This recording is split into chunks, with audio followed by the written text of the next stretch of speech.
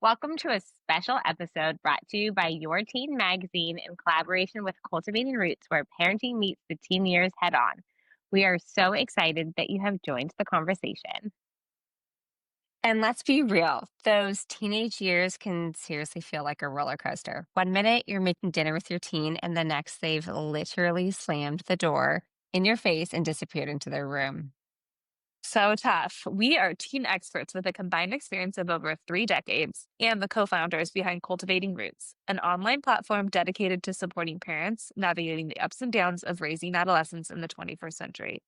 I'm Caitlin, a licensed marriage and family therapist who specializes in working with tweens and teens. I'm Malia, a credentialed school counselor who works with high school and middle school students and their families. And I'm Hannah, a credentialed high school special education teacher who has worked with teens and families in the public school setting. Each episode, we dig into some of the hardest, most emotional, and most confusing questions parents are asking right now, from mental health breakdowns to identity struggles and school burnout. So you're definitely not alone if you've ever thought, who is this kid standing in front of me, or am I totally screwing this up? And I promise you, you are not. Absolutely. We've chosen a few parent questions we've received that hit deep, the ones that make you pause, take a deep breath, and wonder, am I doing this right? And we're not giving you sugar-coated answers here. We're giving you honesty, tools, and empowering you to reinforce healthy dynamics with you and your teen. We spend all of our days working directly with teens and their families. We get that inside scoop about what they won't tell you, but wish you knew. So whether you're walking the dog, sitting in traffic, or winding down after a busy day, welcome. Let's get into it, ladies. Alrighty. Alrighty. Oh my Let's God. do it. I feel like I haven't, Oof. well, I see you like every day, Hannah, but I feel like Caitlin, Yeah. I feel like I haven't I seen you. know. And I mean, it's It's only been a couple days, but dreadful. I know. Serious withdrawals. I know. The At last least we were time together all weekend. we were all together was for your beautiful, if I do say so myself, baby. I'm not calling it a baby shower, a baby It's a rager, baby rager. Yeah, it was a a baby baby rager. I rager, said a new I wanna category. a never before done baby rager. I mean, it said I kind of wanted was. it really was. It went until almost 2 in the morning, as all baby showers do, which is funny because Yes, Aaliyah's sprinkle for your last kid went until like 12:30 or something. it did. It Sorry, did did. I one up I you? know. I know. I had like a little bit of a feeling about that when yours was cooler than mine, but like That it's was your okay third because kid. I hosted the Rager, Yeah, so you created it. But yeah, co-hosted. I was like, I don't want anything traditional. I want it to be, I want people to actually have fun. And I think we succeeded. We had a tarot card. I karaoke'd Celine Dion at 1:30 in the morning. There was a We beading had a station, bead so you could making make yourself a station. bracelet. People It was We were did not have a counseling station where you could come ask advice about teens, but off the clock. But Aaliyah did have to use assertive communication skills with I a did. unwanted guest. Wait, I had party crashers at my baby rager. I just Oh, put wait, them together. oh my gosh, Caitlin, I thought you were just referencing when your mom asked me to make an announcement to the Oh, party about like all of the details of the party, but you're I didn't talking know that. about, I'm talking about the fight, which we will get into, but I'm just yeah. realizing as you bring that up that we never talked about Mary Alice, my sister, was like, wow, it was so bold of Aaliyah to just like get on the mic right from the start. I was like, She no, thought that I like wanted the mom spotlight. asked her. Yeah. Okay, so for I those of didn't you, know. Things to share. for those of you listening, Caitlin's mom came up to me at the beginning of the baby shower or baby rager and was like, Aaliyah, can you please get on the microphone and just give everybody a lay of the land? Like, let them know exactly what Yeah. food there is to eat. Let them know what wine is available, about the tarot card reader. And so I got the microphone and I was assertive and I did that. The girl loves the mic. And you know I what? My mom do. asked me to do that. And I said, Yeah. no, ask Aaliyah to do that. She'll be better. Well, because I already had to, I don't know, how Fight. would you just, Break yeah, up I a had to fight. de-escalate. I had to de-escalate a situation. Yeah. There was an So unwanted guest who didn't want to leave that I yes. had some just feelings about it. learned that Caitlin's mom asked you to do that.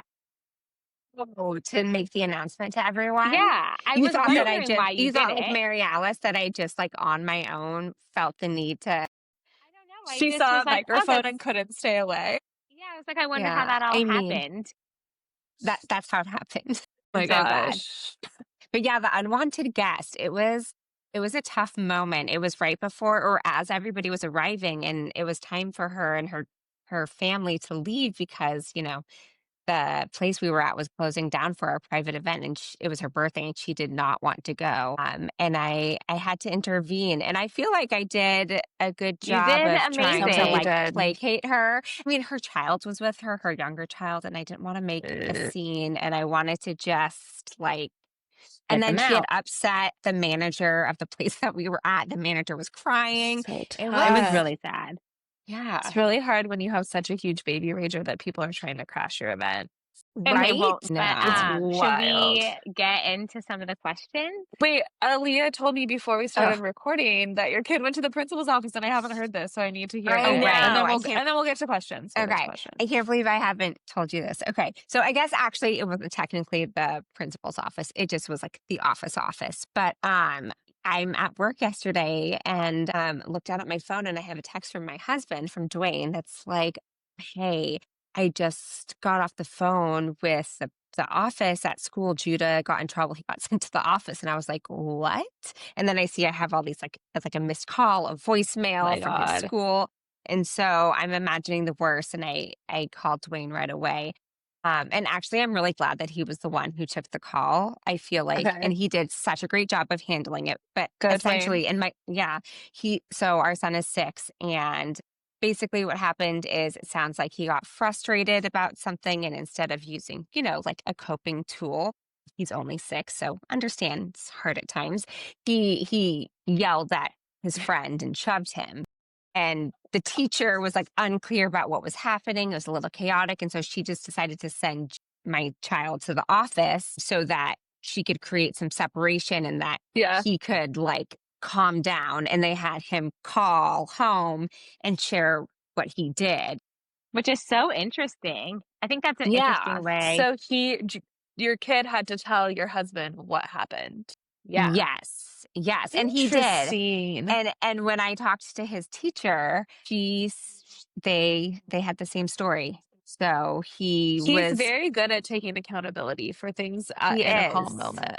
Yeah. He is. But yeah, it ended up not being like a huge thing, but in the moment I was like, my God, like what did he do? Yeah, And that's terrifying. yeah, it's jarring to get that message. But you know what? I And think the thing that stood out to me that Dwayne said in terms of like how he handled it, he said that, our son sounded like very upset on the phone. Dwayne kept on saying like throughout everything, he's like, "It's okay, like I love you, I love you." And it just reminded Oh, me of like the mm, value that we have at Cultivating Roots, where like yeah, we really want parents to be able to communicate to their teens, like, no matter what, we love you. Like, you yeah. could make the biggest mistake and it's not going to change the fact that I love you.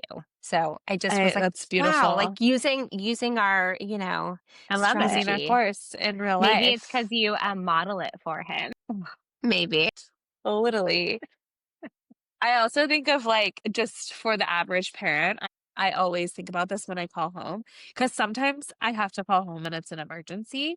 But if it's Right. not an emergency, every time I'm like, "Hi, this is Caitlin Severn calling from blah blah blah school, and there's no emergency. Everybody is safe." Like I always start off like I try to get that out as fast as I possible. know. I Sometimes know. I'm just like calling with good news or calling Right. for something like random. But the panic in the parent's voice I right at the know. start is just so Totally. real. I So know. Well, it sucks because sometimes it is, you are calling because sometimes it's you are calling for an emergency. emergency. I know. I know. So it's tough. All right, we have some really good Speaking of questions. emergencies, oh, and we're going to try out a new strategy. We've Yeah, been we got a given some voice feedback. caller. Oh, Oh, well, right, that right. too. Sorry. Yeah, okay. As I So interrupt you, you're I know, we've been given some feedback that we tend to talk over each other. We just have so much to say. So we're going to try to raise our hands so that we don't interrupt each other. We'll see how it works. yeah. So if you're just listening, envision us raising our hands like we're children, because that's what's going to be happening. So that we have an order of operations here. All right, Han, want to start us off with your question? Okay, so we received a listener question from Maddie in San Rafael, California. My 16-year-old daughter has been asking to get her belly button pierced for over a year. She always asks respectfully, but my answer has been no. Am I handling it the right way? Did you guys have your belly buttons pierced? I did. I I did. do. Megan McCauley, shout out to Megan McCauley, took me on my 19th birthday to get my belly button pierced in on Haight Ashbury, Okay. and I passed out in a grocery store afterwards. Shocking. You always pass Sounds out. like I'm a something that would fainter. happen to you. Yeah, you always yeah. pass out. And then it fell out like 3 months later, so I still have the hole, but didn't Yeah. last long. I think the whole doesn't go away. The whole, and I'm proud of it. Yeah. I was worried that It's- pregnant it would like really stretch, but it hasn't. Yeah. so No, far, no, so it doesn't. It doesn't. That's good. Yeah. Mine I seems mean- stretched, but Well, okay. I mean, I think I would love to know more information about how she's handling it beyond saying no. Like, what questions would I ask the mom, or what questions would I ask my daughter? I think I would first want to know why. What is it about having a belly button ring? Like, what is that going to bring to your life day to day? How is that going to Okay. make you feel better or enhance your life? Yeah. What would you want to know? I think it's a tough one. Like, I want to know, I want to ask the mom, like, what is it against your value? Like, what is the no? Where's the no coming from? Right. Right. Is it concern about like, you're worried that she's not going to take care of it and then get an infection? Right.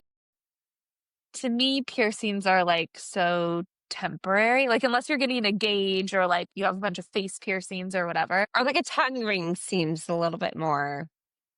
I mean, I guess that's still temporary, but I wonder Hannah what was recently in- thought that my friend had a tongue ring at the baby shower, and she what definitely does it not. was. It was I something don't in know. her mouth that looked like a tongue ring. maybe she was eating. Maybe it was a bead from the bead bar. Oh, perhaps.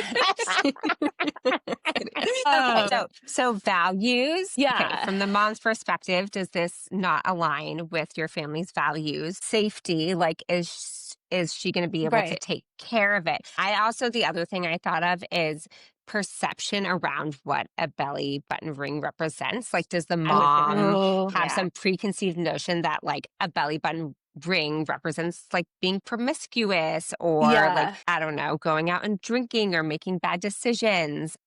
And there's maybe this underlying like fear that getting a belly button, like her daughter's going to be looked at in a different way, or Yeah. I feel like too, it really a belly button does seem from like a child to like you're more of an adult. Like it is an adult Totally. kind of thing. and it's the Yeah. connector between you, literally, Yeah. like between you That and your is- child. Yeah. So much symbolism here. So much symbolism.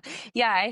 I think that like I would want to get curious, to use a cultivating roots term, and like really understand what the holdup is, because if it's strictly about control for the parent, I think that it's a battle that maybe isn't worth fighting. Like, if you have this amazing kid who is doing really well in all components of their life and they want to get their belly button pierced, that might be like a little bit of freedom that they're trying to express. But if it's like, I'm worried she never takes care of her own things, and hygiene is a problem and I don't want it to get infected, then like, how could you work together to have the belly button piercing be the end goal and like address the other concerns?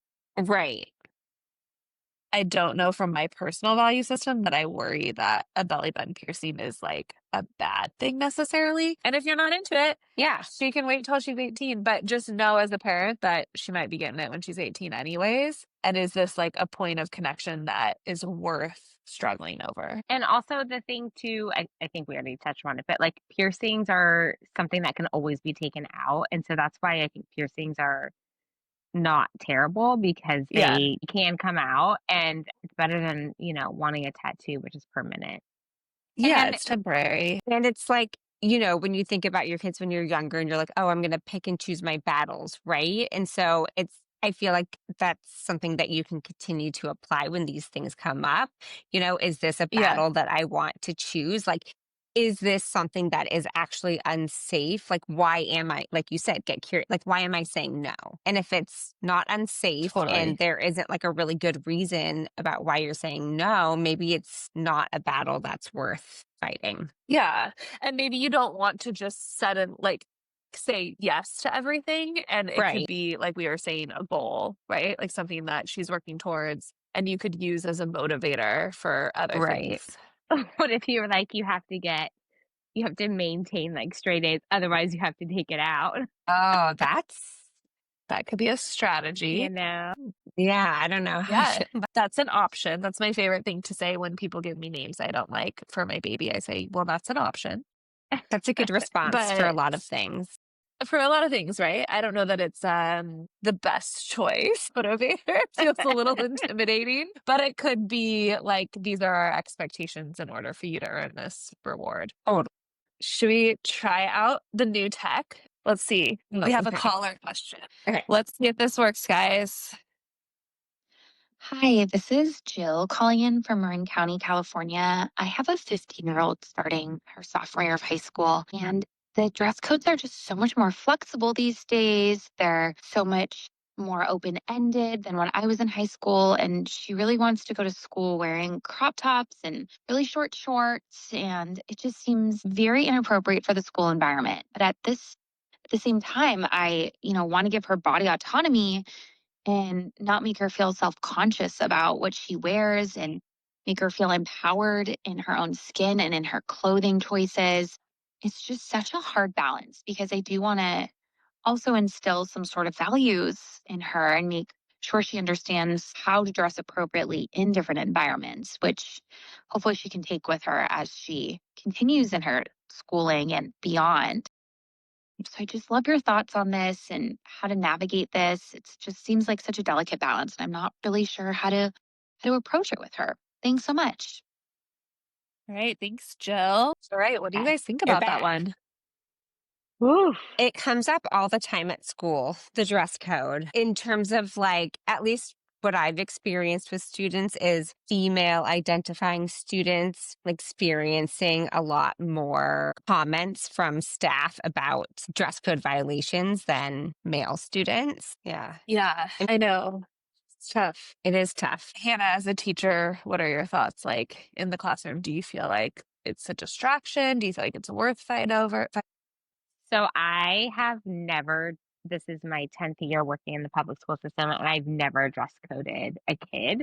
I have asked kids to put on a jacket if I know that they have a jacket. So I've had like a couple male students where like they'll have like a woman, Yeah. a naked woman or something like that. Or I've had students who have like pictures of marijuana on their Uh-huh. sweatshirts.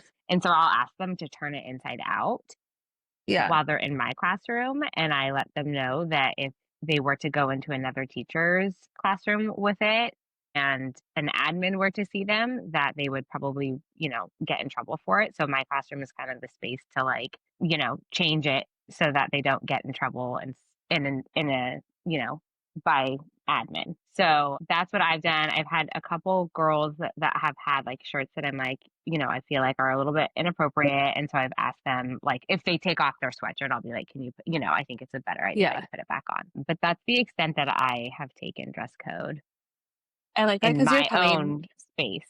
Yeah. And I always do it in private. So I'll always just like nonchalantly grab the kid and pull them outside so that it's not in front of anybody or there's no shame around any of it. I love that. It's so Me important. too. I think it's hard because it does feel potentially more targeted towards girls. I went to like Mhm. a super tiny religious middle school and I got dress coded for wearing too many bracelets. And they specifically told me that I was causing a distraction to my Christian brothers and that Wow. it was unfair to their like learning that I Learning. was so distracting. And I had to wear, like, we had uniforms, so I couldn't get dress coded for my uniform. So, What kind of but I think bracelets were they? just honestly, it's funny.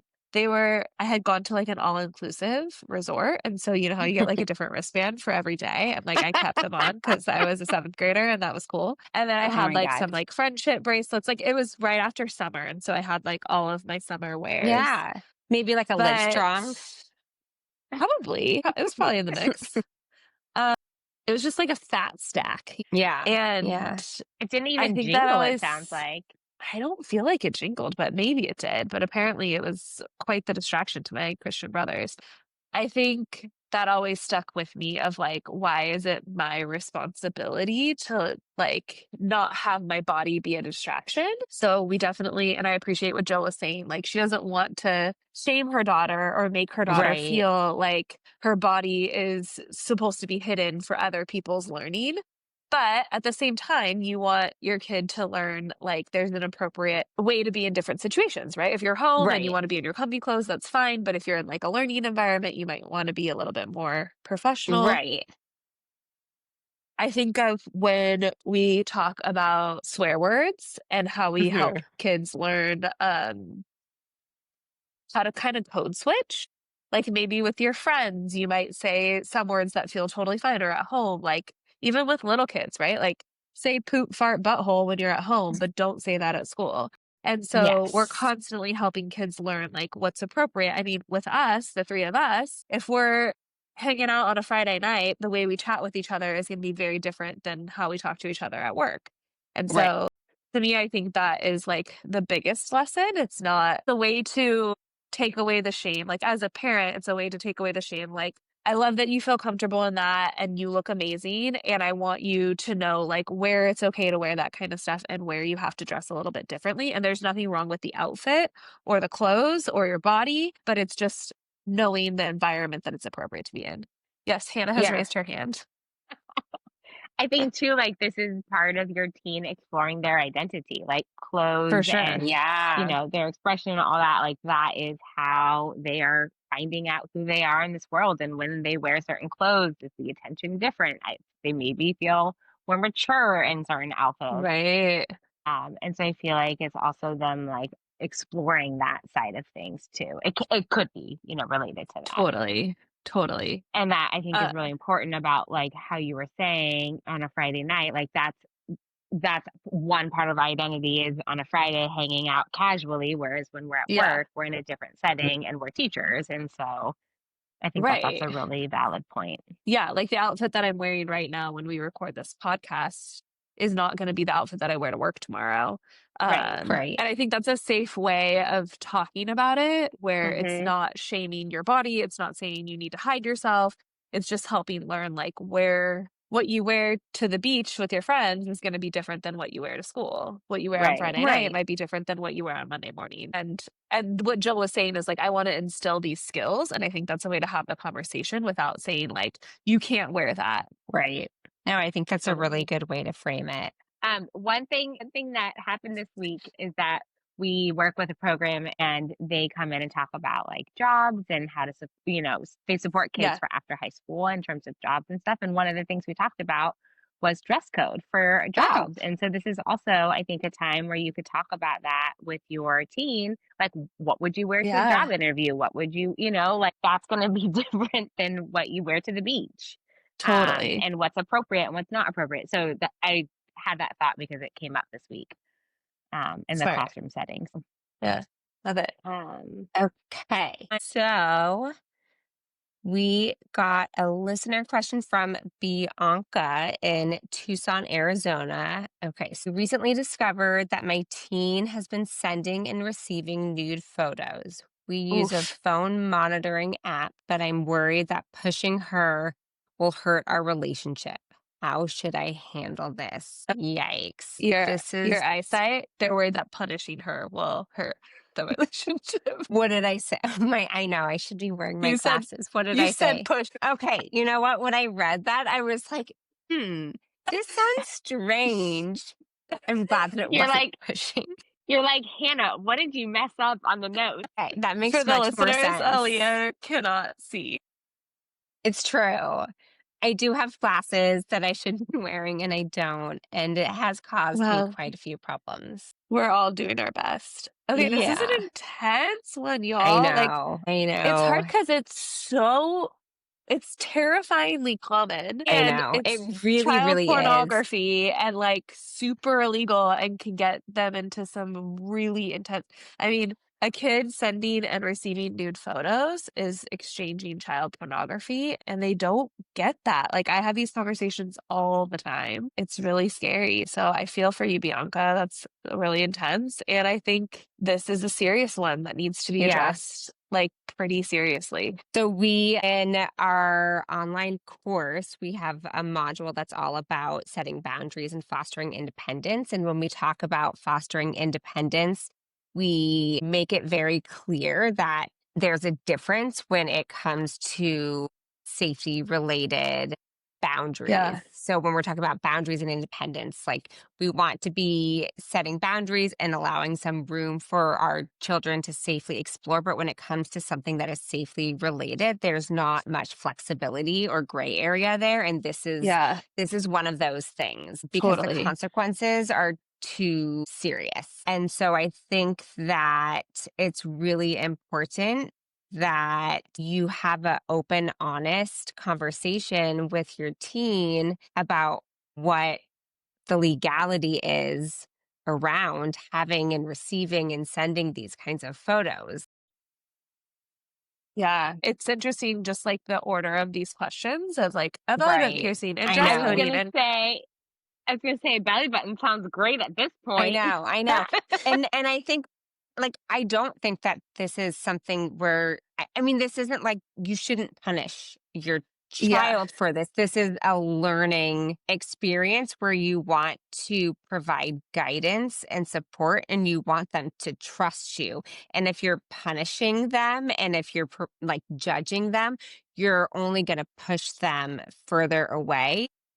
And so I think what's most important in terms of how you would handle this, Bianca, is focusing on the connection that you have with your child, um, and making that And the the values. and the values, yeah, of your family versus judging and enforcing a punishment around the behavior. Yes, Caitlin. I think that your child might experience it as punishment, but how you Totally. explain it, because this kid needs serious boundaries, right? Like if you Yes. find out that your kid is sending or receiving nude photos, they can't have a smartphone, really. It's probably at It's least for a too little while. dangerous. It's way too dangerous. It's highly illegal. They can get put on like the list of child predators. And so it's way too Like serious of a we have thing seen it happen as educators and time it's and yeah, time again. And so I think even if they're sending their own nude photo, they can get put on a list of child predators. And so I think that this is a conversation that you have where your kid is going to experience that as a punishment. They're going to feel that you are punishing them. And your words need to be that this is not a punishment. This is to protect you. And you are showing me right now that you are not ready to have this device. And that it is my job as your parent to give you tools and strategies to keep you safe. And if I continue to give you a smartphone when you are doing things like this that could put you in serious jeopardy, then I'm enabling that. And so I know that you're angry at me. And I know that, like, she asked if it will hurt the relationship. yeah, And when it comes to safety, safety is more important than how she feels about you or how they feel about you. And it's more important than their anger. Like, I like how you said, Aaliyah, like from a non-judgmental place, it needs to be like, as your parent, it is my job to keep you safe. right. And And this you're allowed to be behavior is upset showing about me it. 100%. You can be Totally. upset about it. You can be mad at me. You can think I'm the worst parent in the world, and you can earn it back. But in this moment, you're not in a safe enough space to have a smartphone. I Yeah. love how you worded all of that. Thanks, Hannah. But I think it needs to be addressed pretty seriously. And the fear around your kid being angry with the result kind of goes out the window when it comes to safety. 100%. Totally. It's kind of a heavy one to end on, but I It think is. it's an important topic because it is so common and these kids need to understand that like The the seriousness. seriousness of it. is pretty intense. But something, important to understand about the teen brain is that they don't have the capacity to understand the long-term consequences of their actions. Like maybe they rationally can say like, oh yeah, if I do X, like I will happen. But that isn't going to stop them from making the decisions that they want to make that are going to kind of like give them that rush of, adrenaline that they're seeking out. So they sometimes like cannot stop themselves. And that is where you as a parent have to be that stopgap. Yes, Hannah. And also coming from a place of like teaching and learning and growth and all of that, like this is the time where like teaching that those skills around digital citizenship and what it means to be on the internet is really, really important. Yeah. And so I think there needs to be, that is important to be part of the conversation as well. And as people who have dealt with the fallout of this on all ends, you would rather have an angry teenager than a teenager whose nudes have gone leaked to the entire class, because it is really detrimental. And so it's worth it to set those boundaries if you have concerns around this to protect them. They give it this way. An angry teenager is temporary leaked nudes, and the consequences are Absolutely. I don't know if you remember, Aaliyah, but we went to this. I can remember we were in elementary school or middle school, and we went to probably middle school. And we went to some like after school program thing, and it was called, I think, like a digital tattoo. And that's always stuck in my head that like whatever's on the internet is out there. Like it can't be erased. It's like a digital tattoo. And so I like that metaphor for that. Good. I love that. All right, girlies, that's it for this week. Yeah. If people want to send in their questions, we loved having the listener call in. That was so fun. You can DM us on Instagram. Follow us at Cultivate Teen Roots, spelled with a T-E-E-T-E-E-N, teen, like a teenager at the end. And check out our website for free resources and our course and all of our offerings. And we'll if you see you sign next up week. on our and if you sign up on the email list, you'll get a free downloadable. That's right. All right. Have a good night, ladies. I'll see y'all tomorrow.